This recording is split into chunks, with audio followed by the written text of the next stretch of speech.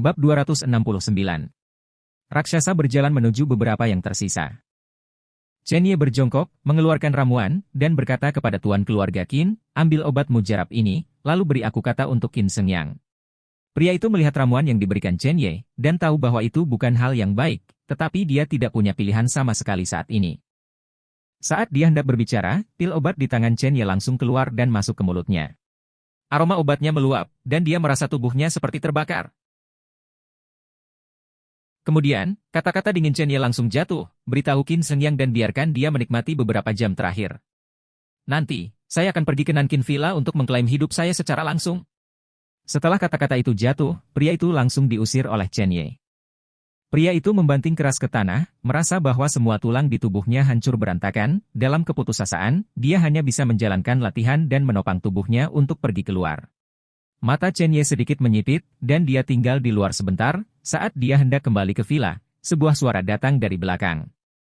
Dua sosok datang ke arahnya. Chen Ye, sekarang seluruh provinsi Jiangnan menyebarkan berita tentang pertempuranmu dengan keluarga Qin. Kurasa ini saatnya kamu membutuhkan istana Plum Darah.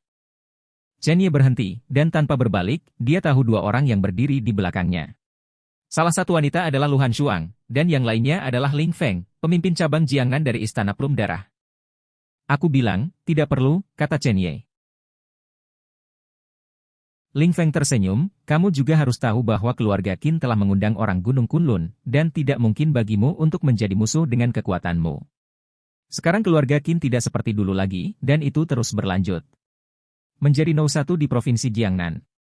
Sebuah keluarga, bahkan dapat dikatakan sebagai kekuatan seni bela diri terbaik di provinsi Jiangnan, bagaimana Anda bisa melawannya sendirian? Selama kamu berjanji untuk menjadi pembunuh Istana Plum Darahku, aku pasti akan mendukung yang kuat dari markas Istana Plum Darah dan membantumu. Dalam pandangan Ling Feng, langkah ini tidak diragukan lagi melegakan. Jika anak ini memiliki otak, tidak mungkin untuk menolak. Melihat bahwa Chen Ye tidak berbicara, Ling Feng berpikir bahwa pihak lain tergerak, jadi dia melanjutkan, bahkan jika kamu tidak memikirkan dirimu sendiri, kamu harus memikirkan Xiao Sui. Warisan Istana Plum Darah di Cina bukanlah sesuatu yang hanya bisa ditentang oleh keluarga Qin. Kamu bahkan tidak perlu mengambil tindakan, Istana Plum Darah dapat membantumu melenyapkan keluarga Qin. Kondisi ini sangat murah hati, dan saya yakin Anda tidak punya banyak waktu untuk memikirkannya sekarang. Ling Feng berpikir bahwa Chen Ye akan berkompromi, tetapi dia tidak berharap Chen Ye berbalik dan pergi. Raksasa, jika keduanya tidak pergi lagi, mereka akan diperlakukan sama. Ekspresi Ling Feng dan Lu Hanshuang berubah. Mata keduanya penuh horor. Tanpa diduga, di bawah jalan buntu, Chen Ye masih menolak. Tanpa Hall of Blood Plum, apakah dia berencana untuk hidup hari ini? Saat Ling Feng hendak melangkah maju, sesosok berdiri di depannya. Itu raksasa. Meskipun dia mengenakan kacamata hitam, niat membunuh yang kuat dan perasaan dingin membuat Ling Feng merasa sedikit takut. Ada master seperti itu di sekitar Chen Ye. Mereka terlambat beberapa menit dan tidak melihat raksasa bergerak.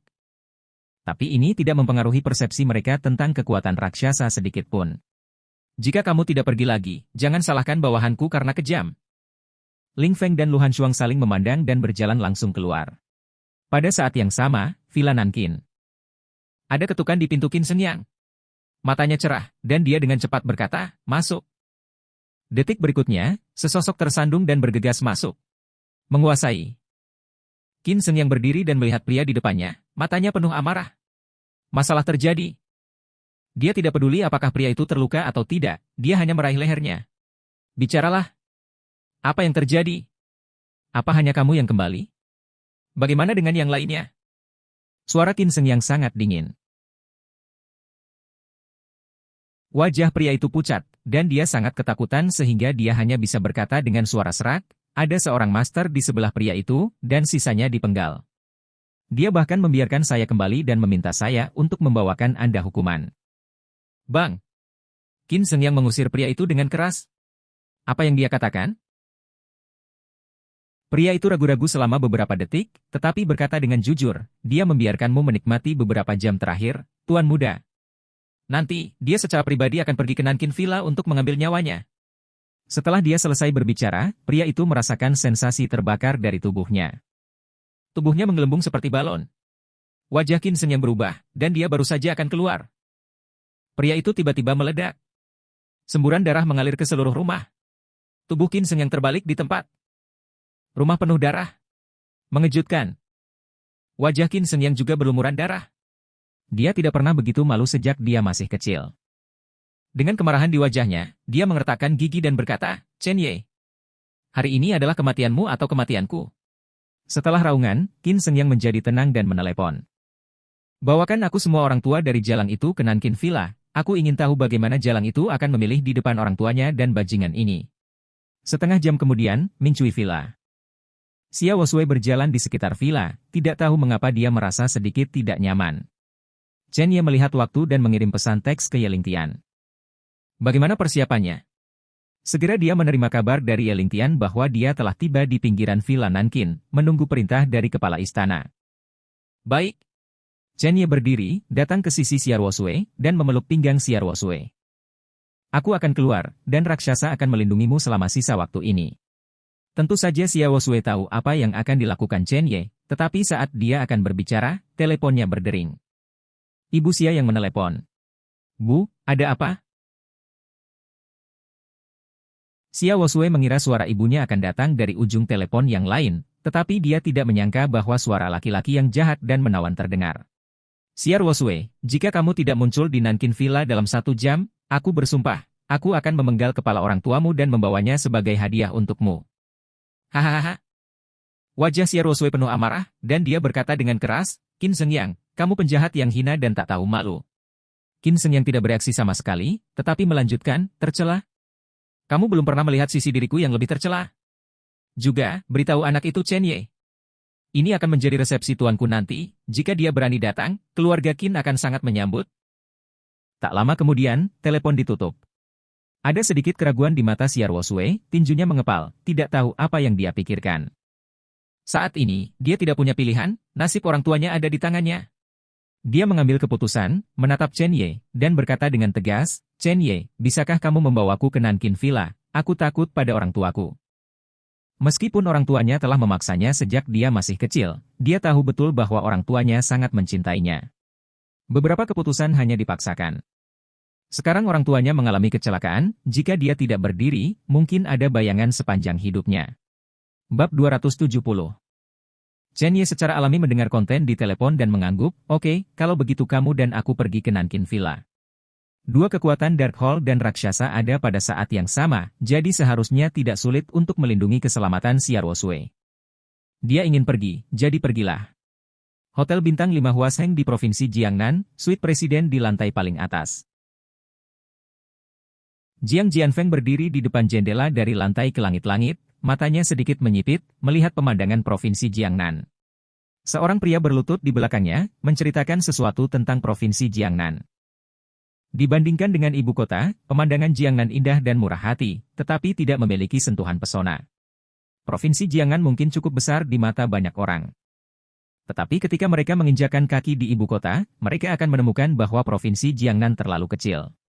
Entah orang atau benda. Setelah waktu yang lama, orang-orang di belakangnya selesai berbicara. Jiang Jianfeng juga berbalik dan berkata dengan acuh tak acuh, maksudmu, spesies jahat itu lebih beruntung dan kurang beruntung? Pria yang berlutut di tanah mengangguk, Tuan Jiang, keluarga Qin mungkin tidak takut, tetapi pria kuat yang turun dari Gunung Kunlun tidak sesederhana itu. Aku pergi ke bandara untuk melihatnya hari ini.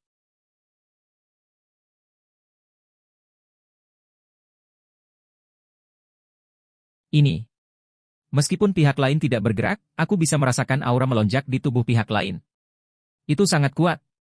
Bahkan jika Chen Ye memiliki raksasa itu di sana, tidak ada kemungkinan dia hidup sama sekali. Mulut Jiang Jianfeng menunjukkan sedikit lengkungan. Saya ingat Anda mengatakan sesuatu yang serupa beberapa hari yang lalu, tetapi bukankah spesies jahat itu masih hidup dan sehat? Pria itu tertegun sejenak, wajahnya sedikit salah. Tetapi dia masih berkata, beberapa kali pertama adalah karena saya tidak sepenuhnya memahami detail benih jahat, itu seharusnya hampir sama sekarang, dan saya telah menerima berita bahwa benih jahat sekarang telah meninggalkan Mingcui. Villa, pergilah menuju Nankin Villa. Jiang Jianfeng mengangguk dan duduk di sofa, memegang 2 batu roh di telapak tangannya. Batu roh berputar, dan seluruh kamar hotel dipenuhi dengan energi spiritual yang kuat. Setelah waktu yang lama, dia membuka mulutnya dan berkata, kamu juga berangkat untuk mengunjungi Nankin Villa. Jika spesies jahat ini mati, itu mungkin takdir. Jika spesies jahat ini cukup beruntung untuk bertahan hidup, kamu akan membawanya kepadaku di depanmu. Aku ingin melihat bagaimana Fangen yang sia-sia sampai di tempatnya sekarang. Ya, Tuan Jiang. Villa Qin Selatan. Penuh tamu. Kebanyakan orang datang ke sini untuk melihat Grandmaster Pegunungan Kunlun, dan yang lebih penting, semua orang tahu betul bahwa pemburu kemungkinan akan datang ke Nankin Mountain Villa hari ini. Jika pemburu Chen Yi datang, peluang apa yang mungkin dia miliki? Saya pikir satu hal. Menurut kekuatan Chen Yi, keluarga Qin mungkin tidak cukup untuk bersaing, tetapi jika pembangkit tenaga listrik Gunung Kunlun ditambahkan, itu benar-benar tidak pasti. Memang, saya merasakan bahaya yang ekstrim dari orang tua jubah. Bahaya ini jauh lebih menakutkan daripada Tang Ao dan pemburu Chen Yi. Jangan katakan itu, saya tidak berpikir bahwa Chen Yi akan masuk ke Villa Nankin. Mungkin anak ini telah meninggalkan Provinsi Jiangnan. Lagi pula, setelah keluarga Qin kembali, situasi di Provinsi Jiangnan telah benar-benar berubah. Dunia seni bela diri mungkin menjadi respek keluarga Qin. Ada bisikan konstan di arena. Tidak jauh dari sana, duduk seorang pria parubaya dan seorang gadis. Itu adalah Ling Feng dan Luhan Shuang. Keduanya tidak pernah menunjukkan wajah asli mereka, dan mereka muncul di sini dengan sederhana dan mudah, dan tentu saja tidak ada yang meragukannya. Luhan Shuang memandang Ling Feng dan berbisik, "Ayah, untuk apa ayah membawaku ke sini? Aku masih punya misi hari ini."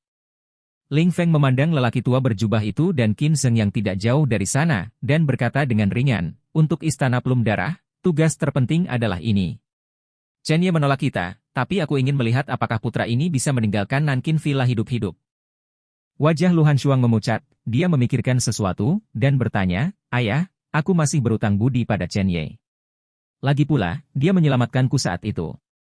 Jika Chen Yi benar-benar dalam bahaya, apakah kamu bersedia mengambil tindakan?"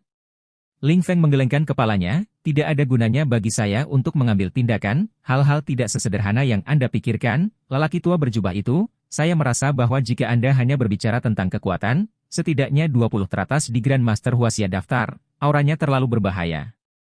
Lagi pula, aku sudah mencium bau darah samar di udara. Diperkirakan tidak akan lama sebelum beberapa orang mati di Nankin Villa." Pada saat ini, ada raungan dari kerumunan. Ling Feng dan Luhan Shuang menemukan sesuatu, dan mata mereka tertuju ke satu arah. Segera, mereka melihat sebuah mobil perlahan melaju ke Nankin Villa. Tidak ada yang berani berhenti. Beberapa detik kemudian, mobil berhenti, pintu terbuka, dan seorang pemuda muncul. Pemuda dengan rambut hitam pendek sangat energik, dengan alis lurus dan miring, mata hitam ramping, bibir tipis, garis sudut, ramping dan tinggi tetapi tidak kasar, seperti elang di malam hari, dingin dan arogan. Jelas tapi sombong, kesepian memancarkan kekuatan yang meremehkan dunia. Satu perhentian ini saja tampaknya menjadi domainya sendiri. Melihat seluruh provinsi Jiangnan, siapa lagi selain Chen Yi? Chen Yi melirik semua orang, tersenyum sedikit, dan mengulurkan tangannya untuk membantu Xiao Sui turun. Penampilan keduanya langsung meredupkan penonton. Atau lebih tepatnya, mengejutkan penonton. Tamu-tamu itu, atau tokoh-tokoh besar di Provinsi Jiangnan, semuanya kehabisan napas. Mereka berpikir bahwa Chen Yi mungkin datang. Tapi dia tidak pernah berpikir bahwa Chen Yi tidak hanya datang, tetapi juga membawa Xiao Sui. Xiao Sui adalah tunangan Qin Zheng Yang, tuan muda dari keluarga Qin. Di depan begitu banyak orang, Chen Yi meraih tangan Xiao Sui. Kuncinya adalah keduanya sangat dekat. Bukankah ini sengaja memalukan dan mempermalukan keluarga Qin? Keluarga Qin menganggap bahwa kulitnya akan sangat sulit dilihat. Semua orang melihat kemeja Qin Zheng Yang. Betulkah? Qin Zheng Yang dan keluarga Qin di sekitarnya semuanya menjadi pucat pasi. Beberapa orang bahkan gemetar jika bukan karena lelaki tua berjubah yang duduk di samping mereka, mereka pasti sudah menampar meja dan mulai. Pria tua berjubah itu menyadari ada sesuatu yang salah, melirik Chen Yi dan Xiao Sui, dan kemudian memandang Qin Zheng Yang. Jika tebakanku benar, anak itu adalah pemburu. Untuk beberapa alasan, lelaki tua berjubah itu menemukan rasa keakraban di Chen Yi. Dia juga tidak terlalu memikirkannya.